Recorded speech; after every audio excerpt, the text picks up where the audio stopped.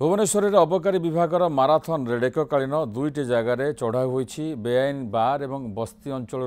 जबत होती मद brown sugar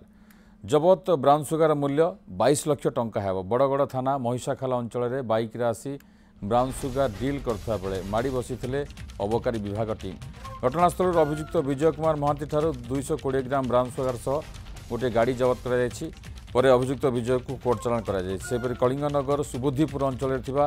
sky high restaurant रे बेआईन बार चलुवा खबर पाई अतिरिक्त चढ़ाऊ कर अबकारी विभाग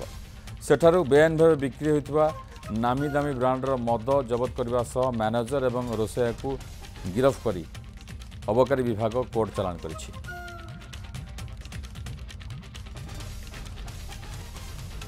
220 ग्राम ब्राउन सुगर जबत करछंती गोटे मोटरसाइकिल मध्य जबत करछंती एवं कोर्ट फॉरवर्ड करछंती कलिंगनगर केटू अंचल रे अछि सेठी गोटे इलीगली बार चलतला ताकू से माने गोटे टीम ऑफ आमर स्क्वाड जाई ताकू चेक करिवारु देखिले जे नामी दामी ब्रांड रो